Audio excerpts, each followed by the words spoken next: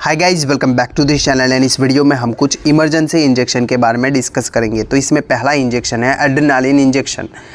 Adrenaline क्या रहता है? तो एड्रेनालिन है वो एक प्रकार का हार्मोन है, हमारे शरीर में निकलने वाला एक केमिकल है जो निकलता है हमारी किडनी के ऊपर आने वाली ग्रंथियाँ एड्रिनल ग्लैंड से, जिसको सुप्रारेनल ग्लैंड भी बोलते हैं। ये कब निकलता है? तो ये फाइट और फ्लाइट का रिस्पॉन्स है, मतलब कि जब भी हमारे सामने जो डिफ़िकल्ट सिचुएशन है, डेंजरस सिचुएशन है, तो उस सिचुएशन को हैंडल करने के लिए हमारे शरीर से निकलने वाला एक केमिकल है। डिफ़िकल्टी की सिचुएशन है उसको हैंडल करने के लिए ज़्यादा एनर्जी चाहिए, तो उसके लिए ये जो ग्लाइकोजन है उसको ज़्यादा ग्लूकोज में कन्वर्ट करता है। दूसरा यहाँ पे ये बीपी को बढ़ा देना, देन यहाँ पे इंक्रीज स्वेटिंग, पसीने को ज़्यादा निकलता है, फास्ट ब्रीदिंग, सांस ज़्यादा तेज़ी से लेना।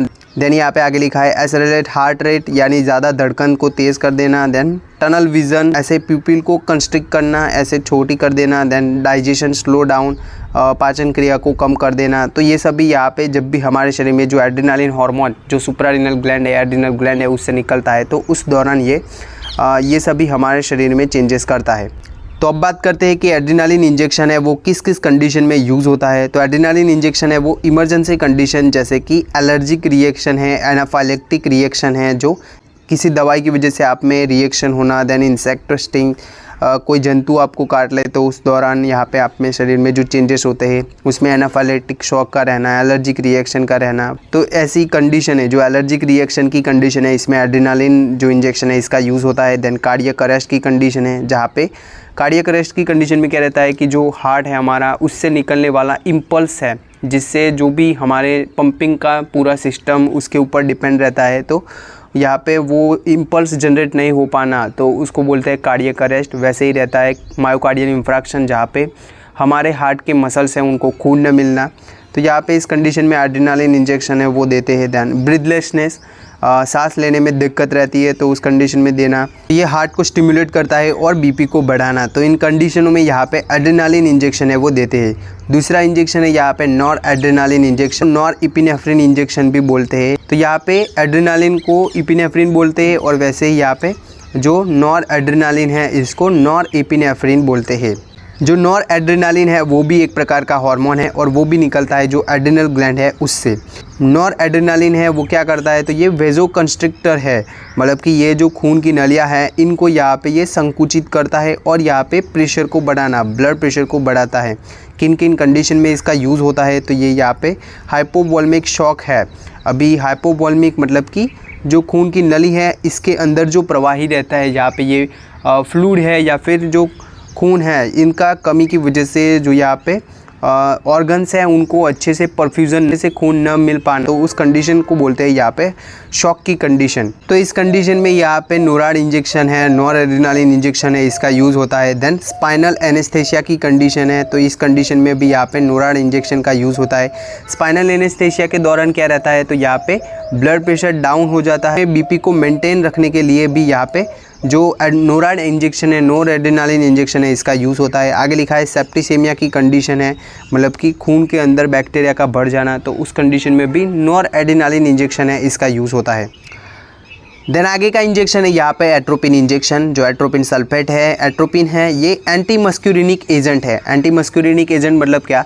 तो ये एक प्रकार ही है एंटी कोलिनर्जिक का, मतलब कि जो एसिटाइल कोलाइन है जो एक प्रकार का न्यूरोट्रांसमीटर है, जो भी दर्द का, ठंडा या गर्म का जो मैसेज को पास करने वाला मॉलिक्यूल्स रहता है जिसको बोलते हैं न्यूरोट्रांसमीटर। न्यूरोट्रांसमीटर है वो आगे यहाँ पे जो संदेशा है उसको एक स्पेसिफिक जगह के ऊपर चिपकने के बाद आगे उसको पास करता है जो मैसेज है उसको।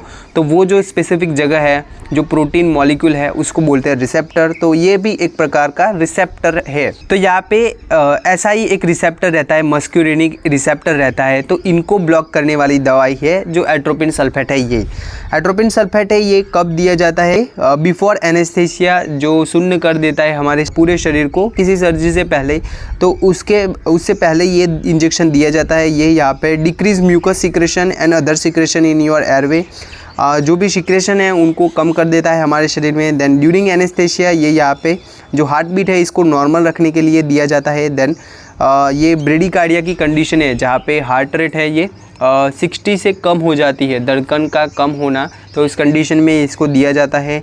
आगे यहाँ पे ये ओपी पॉइजनिंग रहता है, जो फार्मिंग में यूज़ होने वाले पेस्टिसाइड इनके यहाँ पे इंजेक्शन की कंडीशन है, जहाँ पे ओपी पॉइजनिंग ऑर्गेनोफॉस्फोरस पॉइजनिंग की कंडीशन है, तो इसके अंदर एंटीडोट के तौर पे भी दिया जाता है। देन आगे का इंजेक्शन है यहाँ पे फ्रूसेमाइड इंजेक्शन, लेसिक्स इंजेक्शन। तो ये यहाँ पे डायूरेटिक्स है। डायूरेटिक्स मतलब कि ये ज़्यादा मात्रा में जो पेशाब है इसको निकाल देना, एक्स्ट्रा वाटर है हमारे शरीर में इसको पेशाब के थ्रू निकाल देना, तो इसको बोलते हैं डायूरेटिक्स।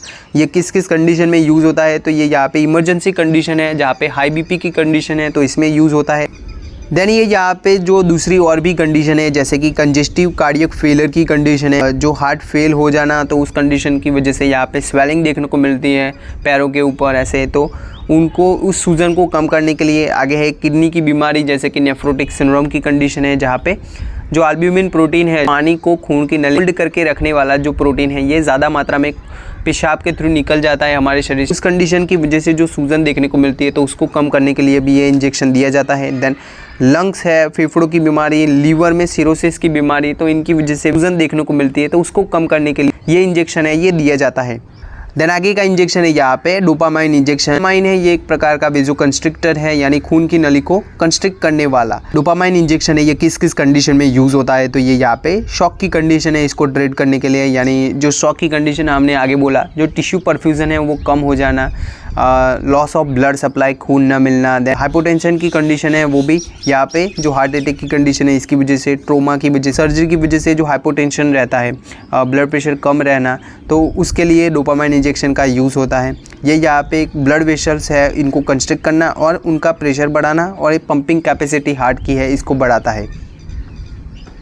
आगे का इंजेक्शन है यहाँ पे डेक्सामेथासोन इंजेक्शन। ये यहाँ पे स्टीरॉयड ग्रुप का दवाई है, और ये यहाँ पे वेरियस कंडीशन है, जैसे कि इन्फ्लामेटरी की कंडीशन रहती है, ऑटो इम्यून बीमारी रहती है, जहाँ पे खुद की बॉडी खुद के सेल को मारती है, जैसे कि रूमेटॉइड आर्थराइटिस की कंडीशन है, जो ऑस्टियो आर्थराइटिस है इसमें यूज़ होना। देन यहाँ पे ये एलर्जिक रिएक्शन रहती है, किसी दवाई की वजह से, फूड की वजह से, इंसेक्ट बाइट की वजह से जो एलर्जी रहती है हमारे शरीर में, तो उसके लिए भी इसका यूज़ होता है। Then skin disease, eye problem and bowel disorder, और इम्यून सिस्टम रिलेटेड जो भी डिसऑर्डर है, जैसे हमने बोला ऑटो इम्यून बीमारियाँ रहती है, तो इनमें इसका यूज़ होता है। आगे का इंजेक्शन है यहाँ पे फेनिरेमाइन मैलेट, फेमस ब्रांड है, एविल इंजेक्शन रहता है। ये एक प्रकार का एंटी हिस्टामाइन इंजेक्शन है। तो यहाँ पे हिस्टामाइन क्या रहता है, हिस्टामाइन है एक प्रकार का केमिकल है, हमारे शरीर में जब भी एलर्जी की कंडीशन है तो उस दौरान निकलता है। जैसे कि आपको किसी डस्ट की एलर्जी है और वो यहाँ पे आपके नाक से आपने उसको इनहेल किया, तो उस दौरान हिस्टामाइन निकलता है, जिसकी वजह से आपको छींके आना, देन सर्दी रहना, आँख से पानी आना, ये सब रहता है। तो यहाँ पे ये जो फेनिरेमाइन मैलेट है ये क्या करता है, जो हिस्टामाइन निकलता है हमारे शरीर में उसको ब्लॉक कर देता है, और इसकी वजह से जो भी एलर्जिक रिएक्शन रहती ये नहीं होती। ओके, तो ये किस किस कंडीशन में एविल इंजेक्शन है इसका यूज़ होता है, फेनिरेमाइन मैलेट है इसका यूज़ होता है। तो एलर्जिक कंजक्टिवाइटिस, आँख की बीमारी है, देन यहाँ पे रेस्पिरेटरी डिसीज़, जहाँ पे एक्सेसिव म्यूकस, ज़्यादा कफ रहता है, तो उस कंडीशन में इसका यूज़ होता है। फूड एलर्जी, ड्रग रैसेस, हाथों के ऊपर ऐसे रैसेस बन जाना किसी दवाई की वजह से, या फिर इंसेक्ट बाइट है, किसी जंतु ने आपको काट लिया है तो उसके दौरान जो एलर्जी रहती है, सूजन रहना, खुजली का आना, इन सभी कंडीशन में इसका यूज़ होता है। ज़्यादा छींके आना, देन सर्दी का रहना, तो इन सभी में यहाँ पे फेनिरेमाइन मैलेट इंजेक्शन है इसका यूज़ होता है। आगे का इंजेक्शन है यहाँ पे हाइड्रोकोर्टिजन इंजेक्शन। तो हाइड्रोकोर्टिजन इंजेक्शन है, ये भी एक प्रकार का स्टीरॉयड है, कॉर्टिकोस्टीरॉयड है। ये किस किस कंडीशन में यूज़ होता है, तो ये भी जो एलर्जिक रिएक्शन है इसके अंदर यूज़ होता है। देन अस्थमा की कंडीशन है, देन यहाँ पे आर्थराइटिस, जोड़ों की सूजन की कंडीशन, एड्रिनल इनसफिशिएंसी की कंडीशन है। एड्रिनल ग्लैंड से निकलने वाला ये जो कॉर्टिकोस्टीरॉयड है, एक प्रकार का स्टीरॉयड है, तो ये एड्रिनल ग्लैंड से निकलता है। तो यहाँ पे जब भी जो कॉर्टिकोस्टीरॉयड की कमी रहती है, जिसको बोलते हैं एड्रिनल इनसफिशिएंसी, तो उस कंडीशन में ये हाइड्रोकोर्टिजन है इसका यूज़ होता है। देन अल्सरेटिव कोलाइटिस, जो कि आंत की बीमारी है, आंत की सूजन की बीमारी है। देन टॉपिकल कीलॉइड रहता है, किसी सर्जरी के बाद ऐसे स्कार बन जाना, गट स्कार बनना, तो उसको बोलते हैं कीलॉइड, तो उसके लिए यूज़ होता है। देन हाइपोग्लाइसेमिया, हमारे शरीर में ग्लूकोज की कमी में भी इसका यूज़ होता है। हाई ब्लड कैल्शियम, कैल्शियम ज़्यादा खून में रहता है तो उस कंडीशन में यूज़ होता है। देन थायरोडाइटिस, थायराइड ग्लैंड की सूजन की कंडीशन में भी हाइड्रोकोर्टिजोन इंजेक्शन का यूज़ होता है। देन आगे का इंजेक्शन है यहाँ पे sodium bicarbonate injection. Sodium bicarbonate injection है ये हार्ट बर्न की कंडीशन है, मतलब कि एसिडिटी की कंडीशन है। देन एसिड इंडाइजेशन, ज़्यादा एसिड बनने की वजह से यहाँ पे खाना ना पच पाना, तो उस कंडीशन में सोडियम बाइकार्बोनेट है इसका यूज़ होता है। ये क्या करता है काम, तो ये यहाँ अमाउंट ऑफ एसिड जो हमारे खून में बढ़ता है तो उसको कम करना, और ये यहाँ पे पेशाब के अंदर भी जो एसिड का लेवल बढ़ता है तो उसको कम करता है। देन जो ज़्यादा मात्रा में डायरिया होने की वजह से जो बाइकार्बोनेट ज़्यादा निकल जाता है हमारे शरीर में, तो उसको यहाँ पे रिप्लेस करने के लिए भी सोडियम बाइकार्बोनेट इंजेक्शन है इसका यूज़ होता है। हमारे खून की नॉर्मल पीएच रहती है 7.35 टू 7.45। ये स्लाइटली बेसिक रहता है, हमारा जो खून है वो स्लाइटली बेसिक है। पीएच है ये क्यों इम्पोर्टेंट रहता है हमारे शरीर के लिए, तो पीएच है ये कुछ प्रोटीन्स है, कुछ एंजाइम है, इनकी जो केमिकल जो रिएक्शन है ये यहाँ पे डिपेंड रहती है जो पीएच है हमारे फ्लूइड की, हमारे खून की, उसके ऊपर। तो यहाँ पे सोडियम बाइकार्बोनेट है ये बेसिक इंजेक्शन है। पे सोडियम बाइकार्बोनेट है जो एसिड लेवल है उसको कम करने के लिए दिया जाने वाला इंजेक्शन है। ये किस किस कंडीशन में यूज़ होता है, तो ये यहाँ पे मेटाबॉलिक एसिडोसिस की कंडीशन है। तो अभी मेटाबॉलिक एसिडोसिस की कंडीशन क्या रहती है, तो देखो हमारे शरीर में जो पीएच है ये मेंटेन रहता है जो फेफड़े है हमारे, देन जो किडनी है उससे। तो यहाँ पे मेटाबॉलिक एसिडोसिस की कंडीशन में क्या रहता है, तो मेटाबॉलिक एसिडोसिस यहाँ पे एसिड की मात्रा है वो खून में बढ़ना। यहाँ पे मेटाबॉलिक मतलब कि किडनी में कोई प्रॉब्लम है उसकी वजह से खून में जो एसिड का लेवल है ये बढ़ता है, तो उस कंडीशन में सोडियम बाइकार्बोनेट इंजेक्शन है इसका यूज़ होता है। देन अनकंट्रोल डायबिटीज़ की वजह से, then severe dehydration, circulatory insufficiency, cardiac arrest की कंडीशन है, तो उसके वजह से जो मेटाबॉलिक एसिडोसिस, तो उसमें सोडियम बाइकार्बोनेट इंजेक्शन इसका यूज़ होता है। यहाँ पे वैसे ही रहता है मेटाबॉलिक अल्कलोसिस की कंडीशन, और भी रहता है respiratory acidosis, then respiratory alkalosis की कंडीशन। तो ये सभी कंडीशन है, इनको हम आगे के वीडियो में डिस्कस करेंगे। देन आगे का इंजेक्शन है यहाँ पे डाइजॉक्सिन इंजेक्शन। डाइजॉक्सिन इंजेक्शन है ये कार्डियक ग्लाइकोसाइड है। ये किस किस कंडीशन में यूज़ हो, सिम्टोमेटिक रिलीफ, जैसे कि हार्ट फेलियर की कंडीशन है जहाँ पे हमारा हार्ट है वो प्रॉपरली पंप नहीं कर पाता, तो उसके लिए इसका यूज़ होता है। आगे यहाँ पे अबनॉर्मल हार्ट बीट रहती है हमारी, धड़कन अनियमित रहना, तो उस कंडीशन में डाइजॉक्सिन इंजेक्शन है इसका यूज़ होता है। यहाँ पे डाइजॉक्सिन इंजेक्शन है ये क्या करता है, तो ये हार्ट को ज़्यादा अच्छे से पंप करने में हेल्प करता है और जो धड़कन है इसको नियमित रखता है।